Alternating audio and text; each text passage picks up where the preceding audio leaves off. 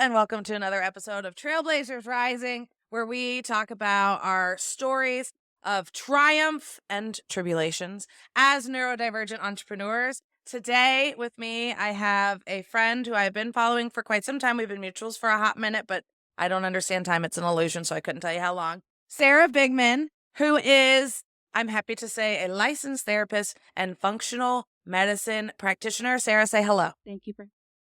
I'm excited to speak with you today. I'm so excited to have you on. I have spoken with, on this podcast, a few other people in the functional medicine space. It's a space that I love so much because here's the thing. And it was a doctor that came up with this, a medical doctor, or maybe she's naturopath. Anyways, we can go back in other episodes and identify who I'm talking about. And a medical doctor, especially here in the Western world, is trained to keep you on that line of fine, right? You got a big problem. You got a cancer, you got a broken bone, you got a this, you got a that. That's when we're going to go to a regular medical doctor, right? But when it comes to actual wellness and quality of life, I'm a woman that's 37. I just turned 37 in April. And I have personally battled with polycystic ovarian syndrome, endometriosis, premenstrual dysphoric disorder, ADHD. Now I'm coming to understand that I am autistic as well. I know that I have CPTSD. I know that I have hormonal imbalances. And I've also been flirting with or experiencing perimenopause, right? All since my early 30s, okay? So when it comes to making myself feel as good as possible, it's been a challenge. And I have been following a lot of creators in the functional medicine space and the holistic space and, you know, the root cause space for a while. And it's really, really, really helped me. So what is it that really sparked your fire to get you not only into the entrepreneurial world, but to also to pursue functional medicine? Yeah, definitely. I mean, even as you're listing off, the list of diagnoses that I know you have been managing, I can relate to almost all of them. So I think I'm sure as you can relate that sometimes when we have all of this going on and Western medicine is saying, there's nothing wrong with us, there's nothing wrong with us, your labs look normal. That's my favorite phrase that I've heard countless times. And I know a lot of the listeners probably can relate to. Normal, but our span of normal goes from 10 to 900. Yes, literally. Great. Yeah, we'll talk about lab reagents in a second. But yeah, it's just I went through a whole period of time. I had no idea I was going to do functional medicine. If you had asked me 3 years ago, I would have said I'm going to be a therapist. I'm going to work for the government for a long period of time. That's what I'm currently doing. Yeah, we'll get to my awakening. But that was my plan. And then kind of around the same time COVID started coming about, my health just really declined. And I went to a lot of doctors. I went to the hospital countless times. I saw so many specialists and no one had answers. And my aunt actually had seen a functional medicine practitioner and she was like, you should just try this. And so I did, and they saved my life, to say the least. And I just decided I'm going to learn more about this. I'm going to learn how to heal myself. I'm going to learn how to heal others. And then I just saw how it would weave into when I was talking to clients, even just unintentionally, right? Like learning about the nervous system and cortisol and stress. And then I'd be talking to my clients who have PTSD and we'd be talking about that. And I was like, wow, this isn't something I learned in the mental health space. It's something I learned in the functional medicine space that I brought in. So, I had my own health journey that brought me to functional medicine, which I'm extremely grateful for because I think that whole period of time was just an awakening of, oh, I need to be listening to my body a lot more than I was. Yeah. That healing and awakening process, we get so many Easter eggs to it that we don't realize until looking back. Like, yes, my real awakening happened in April of 2020, height of the shutdown. My mom passed away from her 18-month battle with stage 4 head and neck cancer. And I literally, the first thing I remember thinking after like that weight, anybody who's dealt with a close family member, declining over pretty rapidly over an 18-month span can identify with this. That weight that's off your shoulders of like, okay, this battle is over. This person has passed on. It sucks and you're sad and whatnot. But I initially remember this feeling, this thought that came over my brain. And I said, so what role do I play now? Yeah. And I remember being like, wait, I remember having a conversation with my husband and saying, okay, well, if I'm not the daughter that has to fight with the doctors to get the care that we know we deserve, while my dad plays his role, my sister plays her role, my mom plays her role, now that this is all gone, what am I supposed to be doing? Really catapulted. It was the catalyst for my spiritual awakening.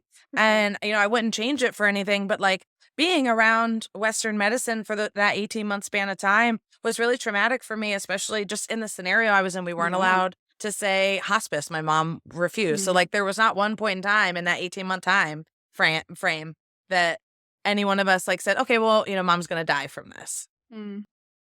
So when we talk about functional medicine, the reason that I really like working with functional medical practitioners too is because they're talking about root cause. Yeah. So can you please explain root cause? Because I know you're going to do it so much better than me. Sure.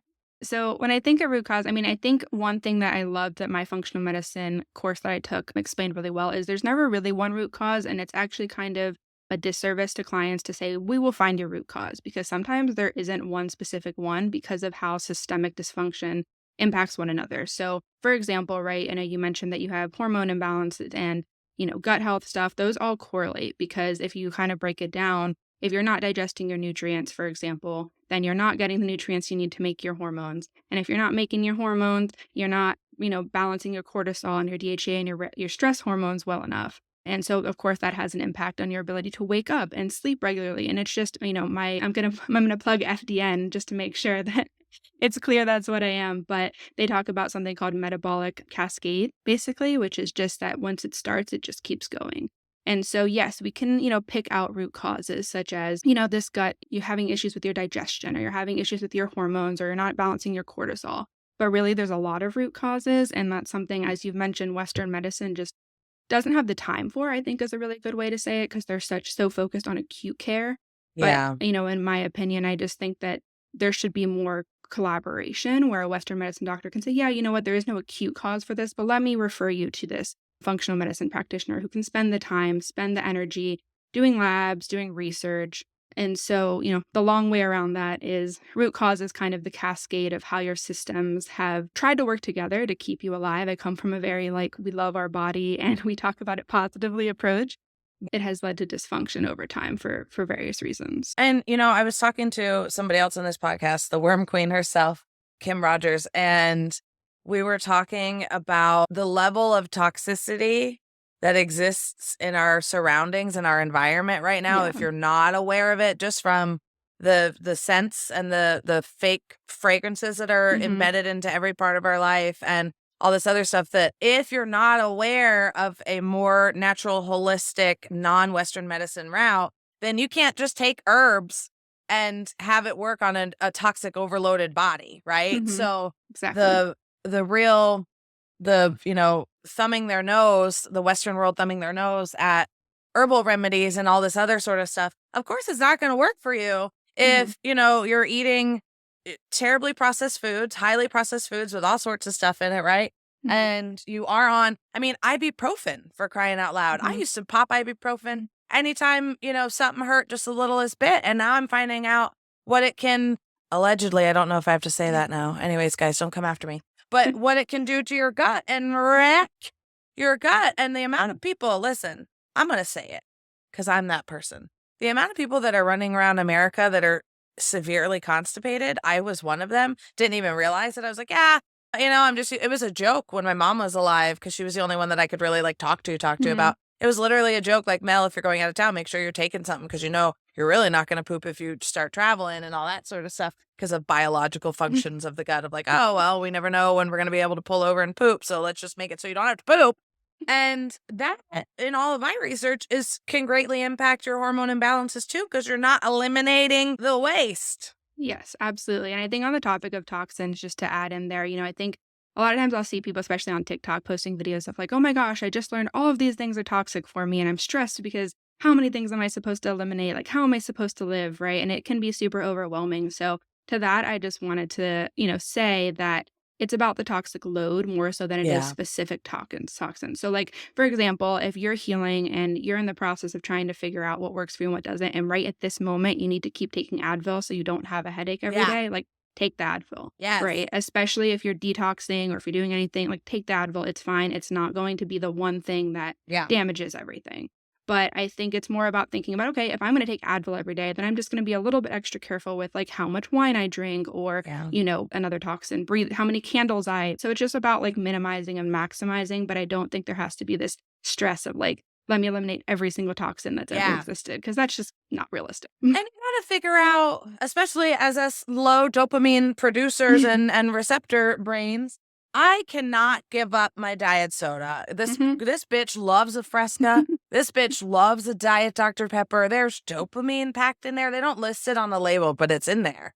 Yeah. And I gave up drinking in November because I literally just had this epiphany moment of like, this doesn't serve me anymore. I Yeah. don't like waking up hungover. I don't like waking up and going, I don't know if I necessarily remember the last part of the night and that sort of stuff, right? It just wasn't. And I recognized I had this whole aha moment. I was like, alcohol did serve me up until this point. It Mhm. wasn't the healthiest thing, and I wasn't the best drinker in the world, nor do I think anybody is. But like, it was a masking tool for me, right? Mhm. And that's a whole other thing that we got to start unpacking when it comes to getting your neurodivergence and your diagnosis. And a self-diagnosis is just as valid Mhm. as a medical diagnosis. Because again, guys, Absolutely. you wouldn't be thinking, you self-diagnose all the time. You go to the doctor and you say, hey, I think I have a broken arm. How do you think you got to that conclusion? Did it take an x-ray? No, because you I know like your that body better analogy. than anybody else, right? So let's Yeah. not knock self-diagnosis. It's really about identifying your neurotype, right? Mhm. And identifying your nervous system and what triggers you and what sets you off and what traumas you got to work through, and actively pursuing that betterment every day, right? And I wake up every day, and this is what I tell my clients too. I'm going to be my best me today, but that is not in comparison to me from any other day, right? So I don't have to Mhm. be better than I was yesterday.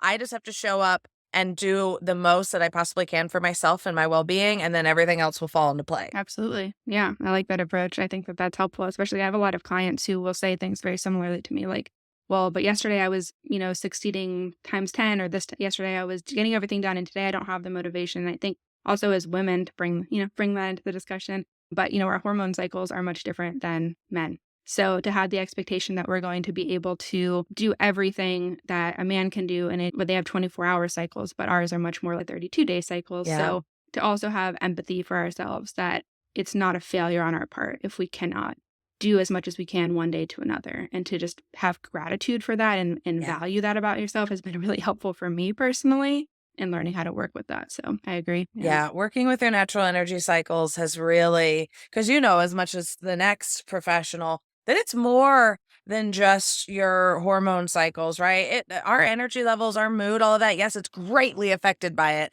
And please Mhm. figure out, your luteal week, especially. Once I Mhm. figured out my luteal week and I can clock my luteal week, because literally with this PMDD, I consider divorce once a month. Nobody know, like I don't tell him like, hey, I'm going to divorce your ass, but like mentally and emotionally and physically, it Yeah. takes such a toll on your mind and body, and people just don't talk about it enough, right? Right. And then as soon as my period is over and the bleeding has stopped, I have this moment of mini euphoria where I'm like, I love my husband so much. I love my family so much. I'm so lucky. Yeah. And I'm like, bitch, that's what you were again.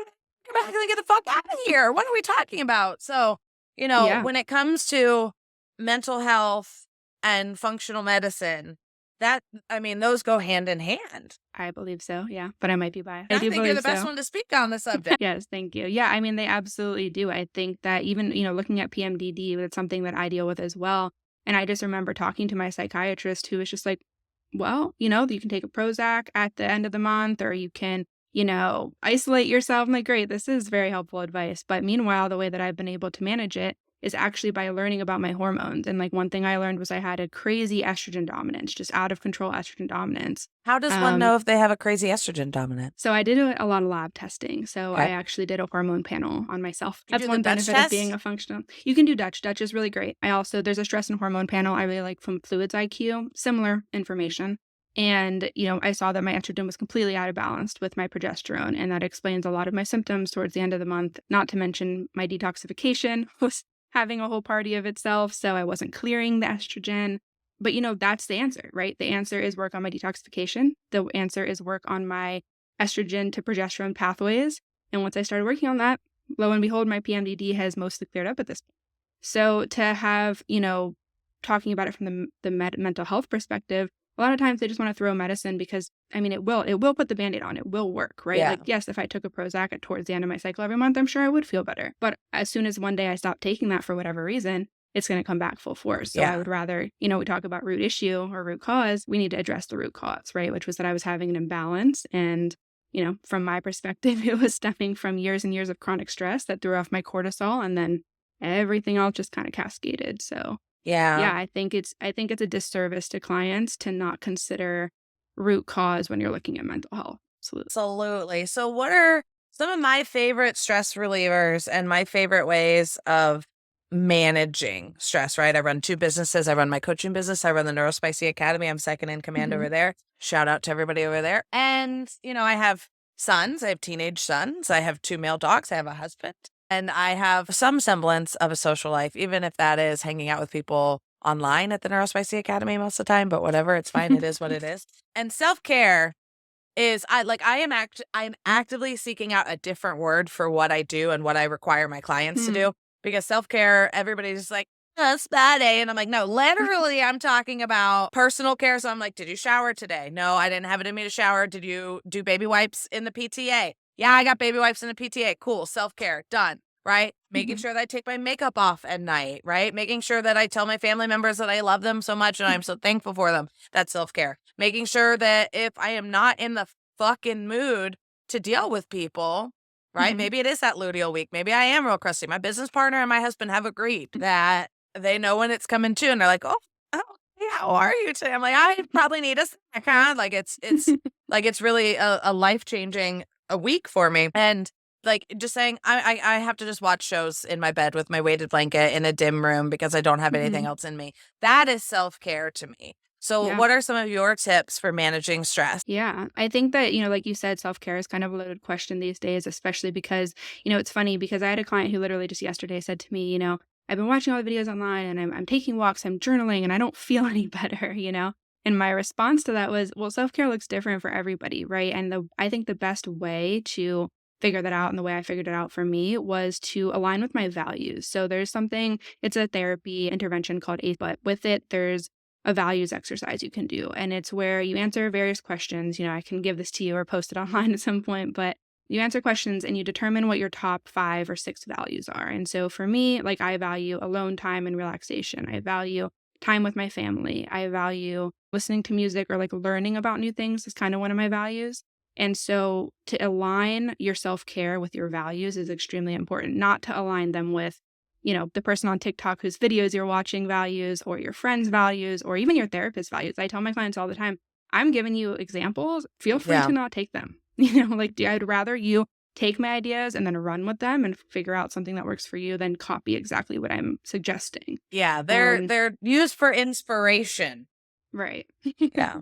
Absolutely. So for me, self care kind of looks like, making sure I'm doing something that aligns with my values every single day. Because I've noticed the times I feel the worst are the times that I am trying to align myself with other people's values. So, especially like my boss's values, or, Yeah. yeah. So I think that's my definition of self care. And we talked for a little bit, maybe it was even before we started, about nervous system regulation. And here's the thing. When I was very dysregulated and I didn't know about nervous system regulation or anything like that, fight or flight, fawn or freeze, all that sort of stuff, Hmm. we're really just running around powered by a trauma drive until you have this moment in time where you go, "Wait, what the fuck?" But I Hmm. remember when I was really dysregulated, I wouldn't want to go for a WALK. I can't say the word because my dogs are, but I wouldn't want to go for one because my brain was like, "Well, what do? You just walk and then you get far from home and you break your leg. And then what are you supposed to do?" Right? Yes, Like, if you're not in a regulated space, your brain is not exactly. going to say, "Hey," like, we have this negativity bias. Your brain is not going to say, "Hey, get on your bicycle and go ride for 10 miles and possibly get hit by a car and possibly do this and possibly do that and da da da da and la la and get sweaty and then you'll have to stop and then you have to do it." Right. If you're not in a good space, it's not going to sound good. So first and Exactly. And foremost, before we can even address mindset, we got to get you yeah. regulated. Exactly. And what I always say to my clients is those thoughts, like you just described, all of those of like, if you walk far from home, then what's going to happen and all of that, that's all based in feeling unsafe is what Yeah. I go into depth with my clients about this is those questions are clues that you're not feeling safe right now, which means you need to ground or regulate first. So, there's different areas of coping skills, different areas of grounding skills, walking, journaling, all those things, great, once you're regulated. But Yeah. if you are in a place where your brain is going, you're not safe, you're not safe, you're not safe, journaling and walking aren't going to help you. If anything, they're going to bring up more stressors because you're just adding to the current pile. So, I think it's important to also differentiate between grounding skills and coping skills. To me, walking, journaling are coping skills. And then there's grounding skills, which are more based in nervous system regulation, based in making sure your body genuinely feels safe where you're at. Yeah. You know, I am not much for a traditional meditation. I love a walking meditation, a moving meditation, a guided meditation, all that sort of stuff. But what I really love is like breathing exercises and bringing my awareness to my breath, because I am a high strung bitch. I'm not going to lie. I feel you. I am, and I don't know if it's the ADHD. I don't know what it is. But if I have energy, it's wound tight and it's ready to go all the time, right? So I will literally throughout my day catch myself and go, wait, oh yeah, you haven't taken an actual like breath in a hot minute, right? I've been working a lot with mouth tape at night too, on the nights that I remember. And the research that's out there on our breathing, like us mouth breathers, especially if you can't get your kid and get them to stop mouth breathing, it changes the shape of your face. Oh, wow. I didn't know that. So like breathing, if you can't meditate, there's nothing wrong with it if you can't meditate or if you find meditation really, really boring, right? Our brains as ADHD brains. I have to fall asleep with Downton Abbey on every night because it's just the right level of stimulation for my brain to shut off and not start like replaying every fucking mistake I've ever made in my life. So like figure out what works for you. But breathing has helped me so much. So when you are in that dysregulated moment, to ground, what do you like to do? I am really big. I talk about this a lot on TikTok, and people are like, probably why I should talk about this all the time. But I like the 5, 4, 3, 2, 1 exercise. Are you familiar with that one? I know about 5, 4, 3, 2, 1 to get out of bed because of Mel Robbins. Oh, yes. Okay. That's a little similar but different. So 5, 4, 3, 2, 1 is where you actually you focus on your senses. So 5 things that this is the order I do it in. You can do it any order. 5 things you see, 4 things you feel physically on your body, not emotionally. 3 things that you hear, 2 things that you smell, and 1 thing that you taste. And so usually if I'm dysregulated, that's my first thing I go to because I am always lost in my head, especially ADHD. I am lost in my head in the past, future, present. I'm not here. And so if I can use that skill to just really quickly go, oh, there's my computer, there's my phone, there's my cat, there's my everything. I'm okay. I'm safe. I start there and then usually move into some kind of questions like making myself say, okay, why am I safe right now? And I'm safe because I'm just at my house, my door is locked, my fiance's in the other room, I have my cell phone right here if I needed to call anybody. I despite the thoughts in my head, I am safe where I currently am. And I try to bring back awareness, like you were saying, to my current state. So those are my kind of quick go-tos. And then if those aren't working, I go to cold exposure. So I'm so glad you said that. My spirit guides have been screaming about cold exposure. I do the cold water at the end of the shower. I do not have a cold tank or anything. It is probably my next major purchase, though, if I'm not going to lie, because I find cold exposure easier than heat exposure and like a sauna or an infrared. So like I've never been able to sit in a sauna or a steam room at the gym. It makes me feel like I'm going to die. Like I just walk in, I'm like every cell in my body is like, oh, I'm a Florida girl. I don't mind the summer heat. I mean, I don't love it, but like I don't mind 85 degrees in the sun, baby. But like walking into this room, my brain just goes, what are you doing now? But the cold exposure, I've also noticed. So at the end of my shower, every shower, it's cold water for as long as I can fucking take it, right? Make sure a good song is playing. And you want to get it on your forehead. You want to get it on your chest. You want to get it on your back. You want to get it on your arms. But some days it's a lot easier than others. Like today, I was only cold at maybe 10 seconds and I was like, when I turned it off. Do we think it has to do with our hormones? That's a good question. I mean, I think it has to do with hormones. I also think it has to do with stimulation. For me, it's about overstimulation. So as far as my neurospiciness, I am very much in the camp of I have sensory processing disorder. And I know that's no longer a DSM diagnosis. However, it is the best way to describe my neurodivergence in my What opinion. do they diagnose it as now then? It just falls under the category of like a criteria for autism or ADHD. In fact, I don't even know if it's under the ADHD criteria, but it is definitely under the autism criteria. Oh, yeah, caramba, of course. Yeah, we can't get started on the DSM, but no, that'll be another episode. Trust me, I don't want to get that fired up today. Okay. But yeah, so for me, it's just about sensory, right? So if I'm already having a sensory overload, I'm going to be way more overstimulated to cold, hot, temperature. And I use that a lot as a term I use a lot is called biofeedback clues. So it's, sometimes we're not able to be connected with our body because we're so in our head. And so sometimes I don't even realize I'm dysregulated until I go, oh my God, I'm having a hot flash, right? And then my hot flash tells me, oh, I'm dysregulated. Oh, I'm having an overstimulation to tactile right now. Or temperature. And that's how I know to then go do grounding skills. So it's not always like people often say, like, I don't even realize that I'm dysregulated. I don't even realize I'm, overstimulated. And we can actually use our body clues to then give us that information. We don't have to always have logic first. It can actually be just like taking a scan of our body and going, oh, whoa, I'm really, this sweater, I'm noticing how much it's on my body right now, and that's a sign you're overregulated. So to answer your original question, yeah, I think cold exposure depends on the day because of the stimulation factor. How often do you use cold exposure? I used to use it a lot. There was a period of time that I was doing it every day, like you were saying, with the end of the shower was my go-to. And then it just Let hit me a correct point. you. That's every shower. That's not necessarily every day. We are moving into the Okay. summer, so it'll probably be every day. But over the winter time for mental health, no judgment, everyone. No, no judgment at all. Part of my stimulation, this is actually interesting, but part of my sensory processing is I'm very sensitive to my own smell and feelings. Like that's part of my neurospiciness. So like if I feel greasy, I have to shower immediately. Yeah. If I feel like I can smell my body odor, shower immediately. So I'm on the other end of that. Like I will take multiple showers in a day. But I used to do it every shower, and now I kind of use it more as the more you practice regulation tools, the more your body gets used to them. So my body now knows 5, 4, 3, 2, 1 means take a breath, breathe in, calm, you're okay, you're safe.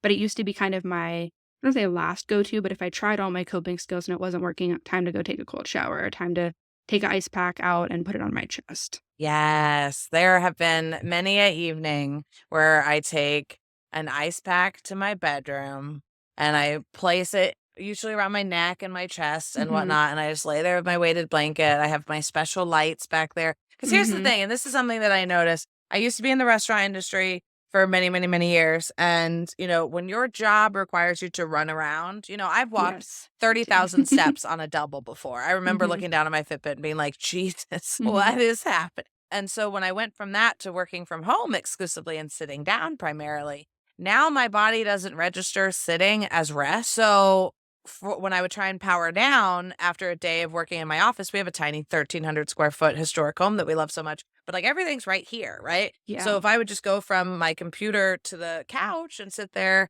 and watch a show with my husband or scroll on my phone while he watches a show, my body was still like, Yeah. okay, what are we doing? And I had to Yep. start actually being horizontal and laying down to Yes. relax.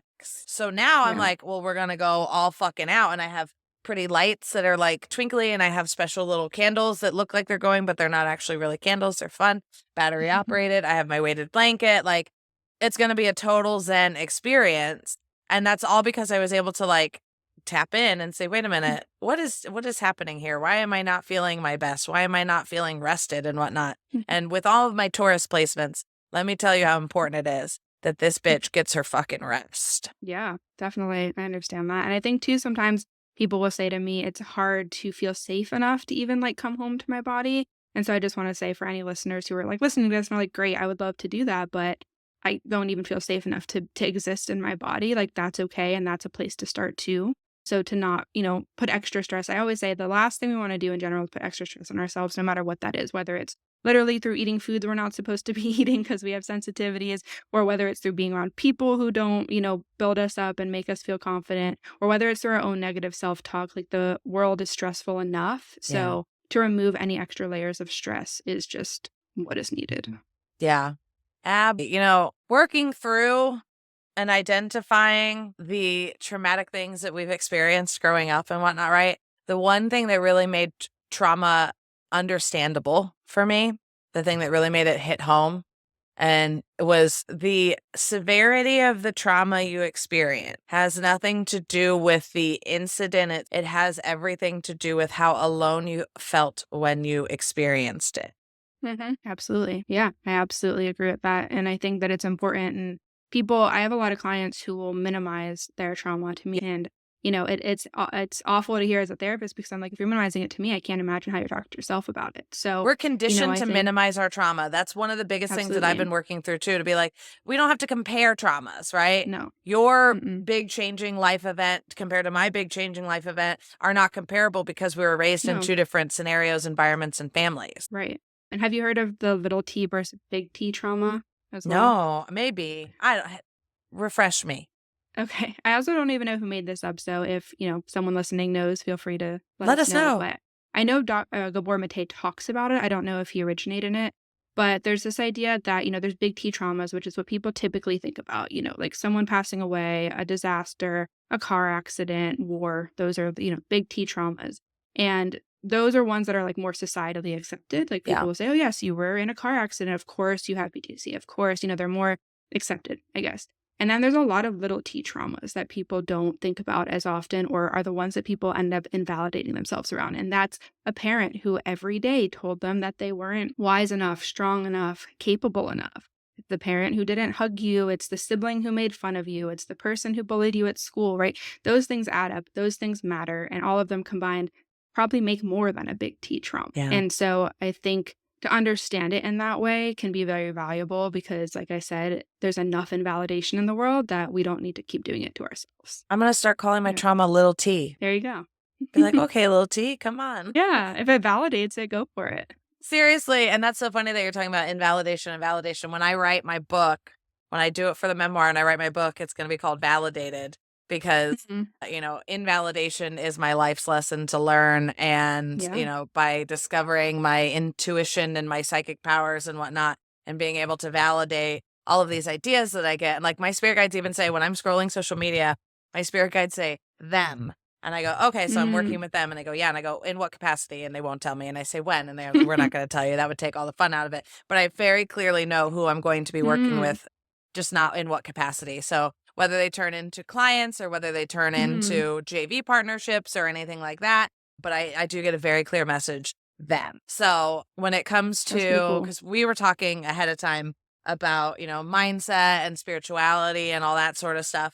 I am a firm believer that we have spirit guides and that, we exist to grow and learn, and Earth is like the hardest planet. So of course I'm going to take all the fucking help I can get. I'm going to have my spirit guides tell me through music or feeling or whatever it is possibly is, every message that they can, so that I'm not just out here raw dogging life trying to figure it out on my own. Yeah, absolutely. So what are who drives you? Who makes you feel like the universe, all that sort of shit? Yeah, I think this is tough because I think I've seen so many debates back and forth a little bit about spirituality and especially how it connects to mental health with, some people say spirituality, like you were saying, that really helps you. It really drives you.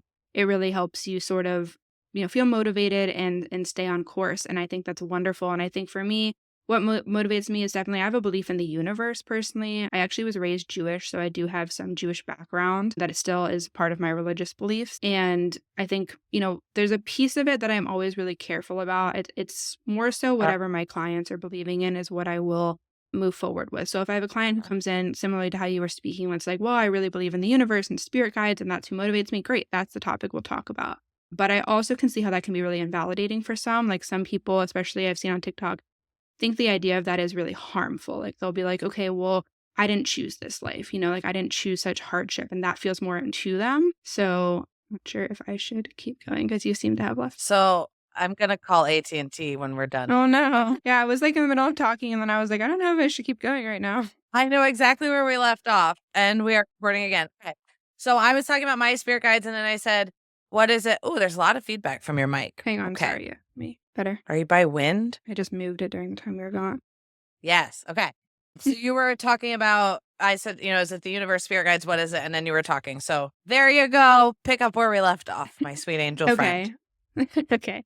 I was just saying that I think I agree with you. Like my personal beliefs are very much based in spirituality and, I believe in the universe very much so. But my caveat to that is that I think as a therapist, it's a hard place to land sometimes because I never want to make people feel invalidated by my personal beliefs. And so, in session, for example, it's not something I bring up, at least not at this point in time. When I have a private practice and I'm able to explain that to clients, it might be a little bit different.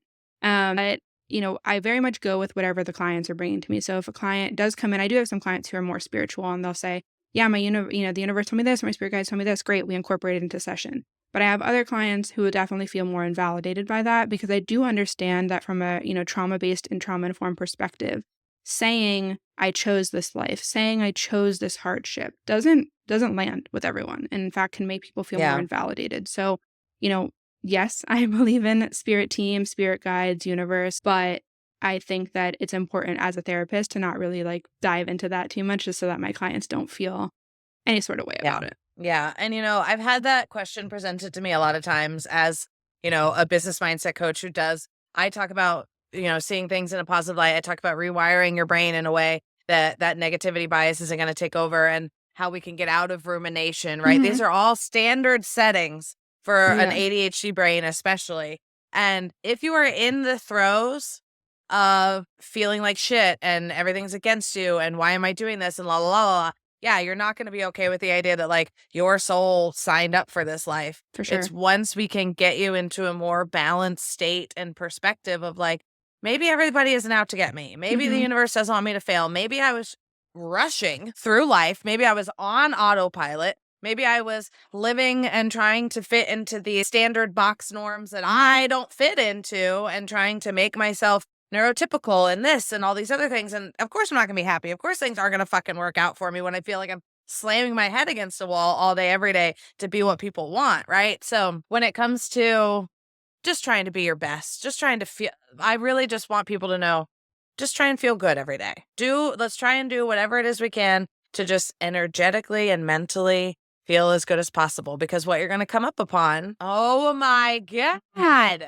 I think our spirit guides want us to be talking about just that'll be a fun little thing for you to find when you're fitting this. Me again. Okay, Google. Okay, so we're back. Ay caramba, I don't even know what's going on. So I don't think we can talk about spirituality, Melanie. I guess let's just get to the good shit. So Sarah, why don't you tell everybody where they can find you and follow you on socials? Yes. So right now the best place to follow me would be on TikTok. My @ is SBBIGS. SB Big. And I'm in the process of getting my business set up. I know there's a couple people probably listening is like, I've been asking to work with her. What is going on? And I want to let you know I am not avoiding you. I just have ADHD and it has been really hard to set up a business while working full time. But I am working on it and I will answer all of the inquiries as soon as possible. So I appreciate that. We're going to make sure everything is linked up here as well where they can watch it and they can view it. So are you ready for the lightning round of fun ADHD questions? Yes, absolutely. Okay. Now, you don't really need to overthink any of these. Just let us know what you got going on. First and foremost, what is your favorite social media platform? TikTok, easy. Everybody knows down. that. Yeah. I will say I have been flirting with LinkedIn. Oh, that's It's not flirt. sexy or fun. It's not at all. It's not at all. None of it. It's what I figured out for me why LinkedIn feels so skeevy is because LinkedIn, and this is another person that came up with this concept, LinkedIn is the networking party that you go to, right? Like it's the networking event that you go to. Everyone knows they're there just to rub elbows and meet new people. Everybody knows this is just all about, here's what I do, what do you do? And as a neurodivergent, I don't fucking care. It's not fun. I don't care. I don't want to do, what are we talking about here? Right. So it's difficult. And like I'm friends with Leah does LinkedIn on all the socials, right? She's incredible and amazing and fantastic at what she does. And then I'm also friends with another creator who's actually coming to the Neurospicy Academy to help us with LinkedIn. I had her on the podcast, Katie. I forget her last name because I'm terrible with remembering people's names. But literally the standard or what you're supposed to be doing on LinkedIn is commenting on people's posts and commenting on people's comments on people's posts. And literally it's all about the art of connection and the art of this and the art of that. And it's literally just getting to the point where it's like, none of this feels real. I was just going to say, does that not feel fake though? Because that feels a little. It feels so fake. So okay. TikTok still reigns for me. All right. Second question. And this can require a little bit of thought. Okay. What is the most recent rabbit hole you have gone down? MTHFR gene mutation. Absolutely. I am deep in that rabbit hole. Now I don't know if you are frozen or not. Are you there? Okay. I know I'm here. Okay. So I said my rabbit hole is MTHFR gene mutation. Have you looked into that at all? Because I am deep in the rabbit hole. I've been talking about that for a minute and it popped up in my head earlier while we were talking. I was like, no, don't talk about it. No, you don't want to be a weirdo. Yeah. MTHFR, everything. Now, every time I grab any sort of supplement, I'm like, methylated. Is it methylated? Yep. I don't know. Yep. Is it I am so into that rabbit hole right now. Like everything I talk about, my poor friends and family, they're like, okay, now everything relates back to that. So I'm like, but it might. So very deep into just kind of learning about how that relates to, ADHD, autism, depression, anxiety. They're connecting it to the depression you get after a baby. Postpartum. They're connecting it to postpartum because if you have the MT and you can't methylate and they make you do all the folate while you're, oh my God. Yeah. That's a deep rabbit hole. I'll jump in with you. Are we jumping in? Are we jumping into it? I think we're already in there. I'm in there digging us deeper, being like, wait, what is this? Wait, what is that? Yeah. Yeah. It's a really, really. The summary, I think, for anyone listening would be just that it deeply impacts your ability to detox if you have this mutation, as well as convert certain nutrients to the bioavailable form. And so not having nutrients is a basis for like a lot of very important things. And then also not being able to detox anything, toxins, used up enzymes, used up nutrients, right, is just obviously going to impact the body. So yeah, the more that I've been treating, I learned I do have the MTHFR gene mutation, the C677 And the more that I've been treating it, I take methylated folate, I take detoxification supplements, I feel like a new person. And so I know that might not be the case for everyone, but it is my rabbit hole of the time. Yes, I love that. We fully support that rabbit hole. All right, third question. What is your emotional support show? What do you put on when you got to decompress and you can't take on any new relationships or new shows? New Girl. I don't know why that's very millennial of me, but it's New Girl for sure. I am a millennial and I tried to get into New Girl and it hasn't taken yet, but I will say I like to be late to the party when it comes to a show, and I like to come to a show without any preconceived notions and whatnot to it, right? Like I just found Downton Abbey in these past 2 years. I'd never watched it before. I'd tried, but it never took. The same thing with Parks and Rec. I didn't start watching Parks and Rec until 2019. Yeah. Yeah. So, but no, something's very comforting about Jess and her roommates to me. And her autistically coded characters. That might be it. I think you described it. There's a lot of neurodivergence on that show, that's for sure. All right, number 4 is a 2-parter. And as a healthcare provider, I hope I know your answer. I know your answer. Have you drank any water today? And do you want to share your emotional support cup with the class? There we go. Yeah, done right and here. done. It's Done right and here. done. All right, and then the last question I have for you is, what is your current dopamine snack or meal? What do you go to that you know is going to make you feel good? I'm having a huge fixation with my breakfast right now. I discovered this vegan butter because I am dairy and gluten-free. And it's Country Crock butter, like the classic Country Crock. They made a vegan version and it tastes the same to me. And so I've just been putting on everything. I'm like making pancakes, putting that on it. Toast, putting it on it. There you go. Anything I can put that on is A-okay with me. So that is my dopamine current fix. I love that. Okay, I was vegan for a while and now I am a vegan that breaks for cheese and butter. I would love to break. It is not by choice for me personally. It's by health. Yeah. So absolutely. But what are you eating right now? My obsession is cheese toast. I'm not allowed to make a grilled cheese. I haven't been able to make a grilled cheese ever. I walk away and it burns. It just doesn't matter what it is, but I can make a mean cheese toast. And I'm really into making, so like last night I made a soup, kind of a hodgepodge, with these garlic and herb tofu bites that I have, edamame, corn, garbanzo beans because they're my favorite, and some carrots because I had it. And I was like, just throw all that shit in there. Oh, and potato because I had to use the last of the potatoes. So, just real, like, all right, I feel like I'm getting a lot of vitamins. I feel like I'm getting a lot of nutrients in this. That sounds good. It's not heavy. I have that with my sensory processing. I forget what it's like proseparation or whatever it is, where I'm unsure of my bodily feelings and stuff.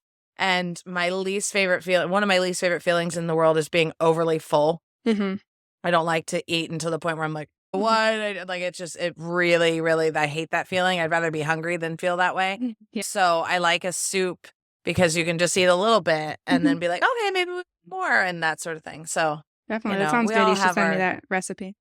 Yeah. And my husband, he looked at me out because I told him, I was like, I'm going to make soup tonight. I call it magic soup because I just put a lot of really good energy. And anytime I make a soup, he just loves it and laps it up. But he's a Gen Xer. They're kind of easy to please when it comes to food, I swear.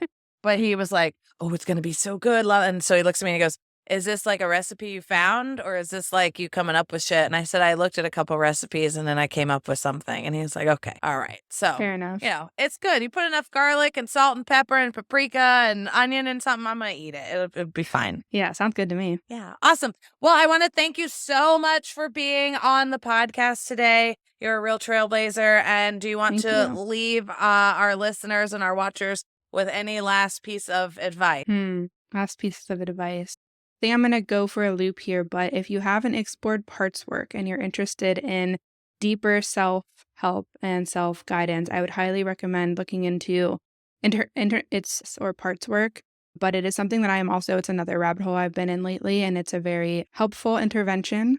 And I think it can be extremely validating. We're talking a lot about validating the self, and I think it's a really good place to start. So if you're listening and you're like, I just don't know where to even start with my mental health, that is my recommendation. Yeah. All right. Thank you so much for being on. And I love you all equally and for different reasons. And we'll talk soon. Okay. Bye. Thank you.